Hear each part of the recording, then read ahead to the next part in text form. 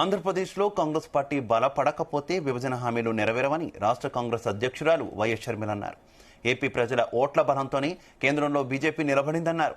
పోలవరం ఎత్తు 45 మీటర్ల నుంచి 41 మీటర్లకు తగ్గిస్తే పార్లమెంట్లో ఏపీకి చెందిన ఏ ఒక్క ఎంపీ మాట్లాడలేదని విమర్శించారు.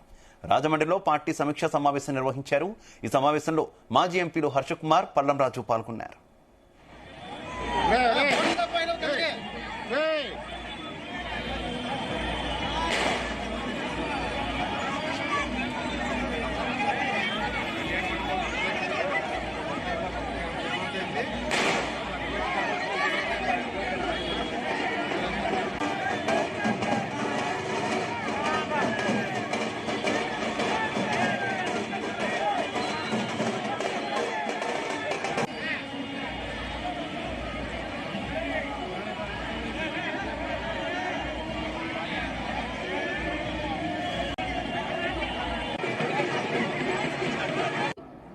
అవసరం.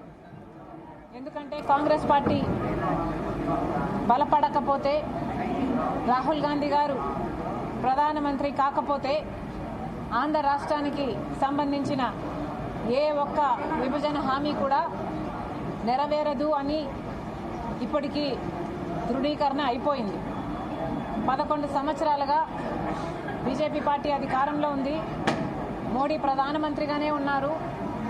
ఇక ఇప్పుడైతే చంద్రబాబు గారు తన భుజానే మోస్తున్నారు. అయినా కూడా ఆంధ్ర రాష్ట్ర ప్రజలకు మేలు చేయాలి అని సోయి ఇప్పటికి కూడా లేదు.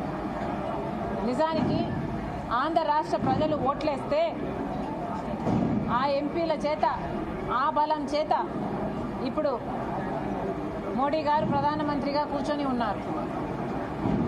మరి అలాంటప్పుడు 10 ఏళ్లు చేసిన మోసం ఒక ఎత్తైతే, గత సంవత్సరం రోజులుగా ఆంధ్ర రాష్ట్ర ప్రజలు ఇచ్చిన బలంతో మోడీ అధికారం అనుభవిస్తూ కూడా ఇప్పటి వరకు ఏ ఒక్క హామీ గురించి మోడీ గారు మాట్లాడకపోవడం చాలా దురదృష్టకరం, చాలా దారుణం.